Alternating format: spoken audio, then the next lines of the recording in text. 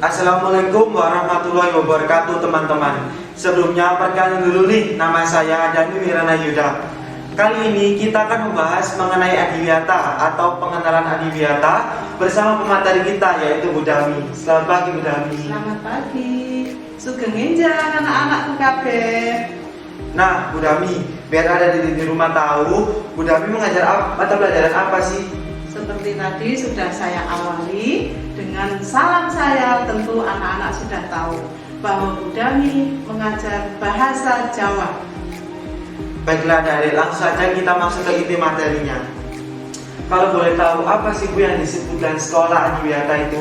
Sekolah Adiwiyata adalah sekolah yang mengajarkan tentang bagaimana kita mencintai lingkungan.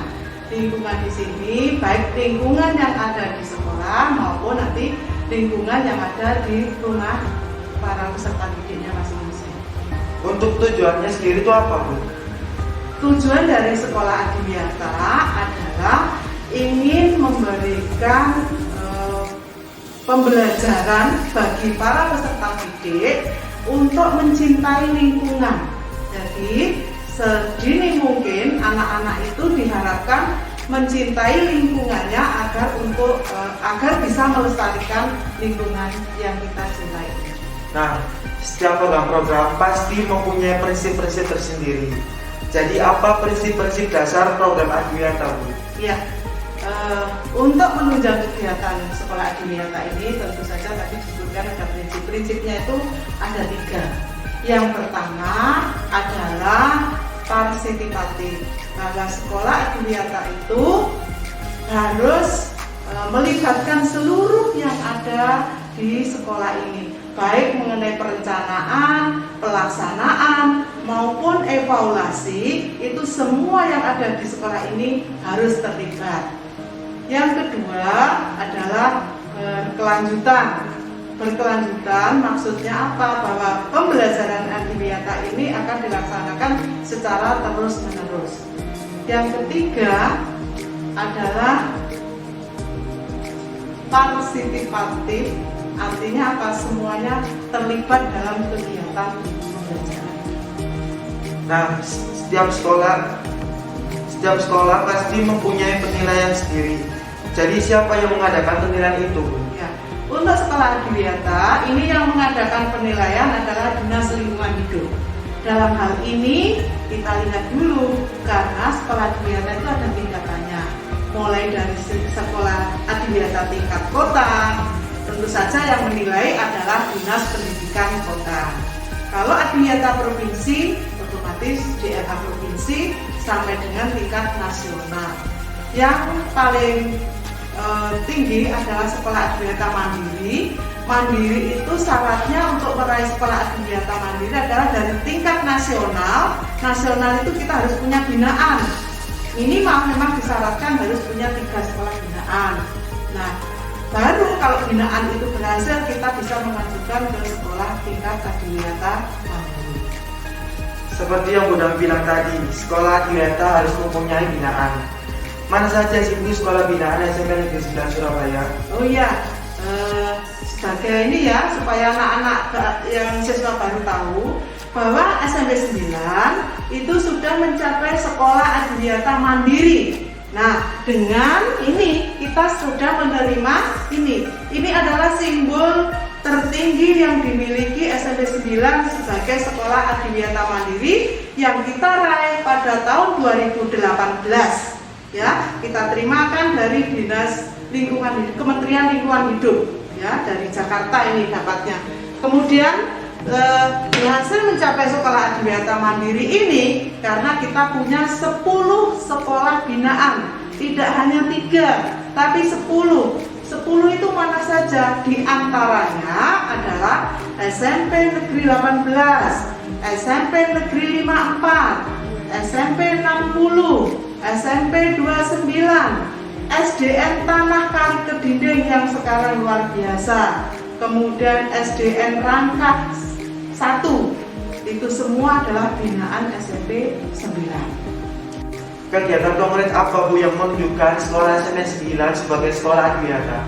Oke, untuk menunjukkan bahwa SMP 9 itu merupakan sekolah adiwiyata, tentu saja aksi-aksi lingkungan itu menunjukkan SMP 9 ini sekolah adiwiyata. Nanti akan kita tunjukkan pokja-pokja yang mendukung SMP 9 itu sebagai sekolah adiwiyata. Mari kita menuju ke pokja-pokja yang ada di SMP Negeri 9 ini. Oke adik-adik, kita akan memperlihatkan pokja-pokja yang ada di lingkungan SMP Negeri 9 Surabaya. Ada berapa pokja sih Bu yang ada di lingkungan SMP Negeri 9 Surabaya? Di SMP 9 ini jenis pokjanya kurang lebih ada 32 pokja. Pokja itu artinya kelompok kerja ya. Apa saja sih pokjanya Bu? Pokjanya itu banyak sekali, diantaranya adalah pokja toga, tanaman toga, pokja lingkungan hiu, pokja cabe, ada pokja taman buah, kemudian ada hidroponik, kemudian juga yang tidak kalah karena sekolah adiwiyata itu harus zero waste, itu adalah pokja takakura dan pokja pengolahan limbah sampah yang ada di SMP 9. Nah, ini saya contohkan ya. Jadi ini kita akan menuju ke pokja taman buah. Ya. Anak-anak bisa lihat di sini ya. Ada apa saja? Ini banyak sekali buah-buah sebagai contohnya. Nah, lihat itu ya. Di sini ada ini mangga ya. Mangga, kemudian ada lagi di sini. Nah, ini coba kalian lihat ini ada sawo. Kemudian ini ada jeruk ya. Kemudian ada kelengkeng. Nah, semua ini kita jadikan sebagai pokja. Sebagai siswa, kewajibannya adalah merawat ini semua. Jadi kalau nanti anak-anak kalian tergabung ke dalam pokja buah, taman buah, berarti nanti harus bertanggung jawab terhadap taman buah ini. Baik nanti mungkin mengenai pemeliharaan, kemudian pemupukan dan lain-lain adalah tanggung jawab dari pokja taman buah. Setelah ini kita akan ke greenhouse. Greenhouse itu sebenarnya apa sih Bu? Nah, greenhouse kalau orang awam bilang greenhouse ini adalah rumah sakitnya tanaman.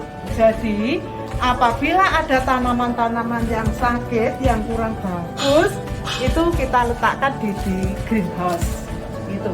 Ya. Ini pembibitan apa Bu? Nah, kebetulan sekarang ini karena tanamannya ya ada yang sakit, tapi ini kita manfaatkan.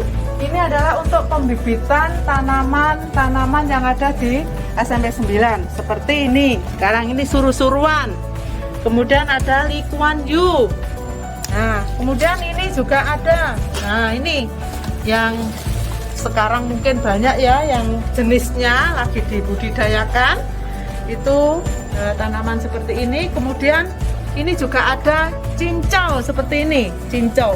Ini adalah ikonnya SMP 9. Seperti cincau. ikon Nah, ya ini ikonnya. Jadi tanaman-tanaman ini kita budidayakan karena masih awal pembibitan, maka kita letakkan di greenhouse. Rencananya ini nanti akan kita istilahnya kita buat eco schoolnya sekolah akan kita jual. Jadi diharapkan ini nanti akan punya nilai jual untuk pengembangan sekolah lebih lanjut.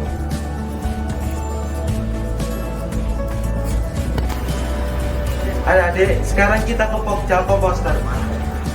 Oke, ya anak-anak, ini adalah pokja komposter. Coba kita lihat isinya apa ya. Nah, isinya pokja komposter ini adalah sampah ya. Jadi ini adalah sampah yang kita peroleh dari lingkungan SMP 9. Ini dilihat di dalamnya ini isinya adalah sampah, di mana sampah-sampah ini tidak kita bakar, tidak kita buang percuma, tetapi kita manfaatkan untuk membuat komposter. hasilnya nanti akan kita jual, sebagian lagi juga kita gunakan untuk rabuk atau untuk pupuk yang ada untuk tanaman-tanaman yang ada di SMP 9. Jadi sekolah Adiwiyata, kebetulan SMP 9 itu merupakan sekolah yang zero waste, nol sampah. Jadi sampah-sampahnya kita olah, yang sampah organiknya kita olah seperti ini, yang non organik nanti ada pokjanya. Itu anak-anak.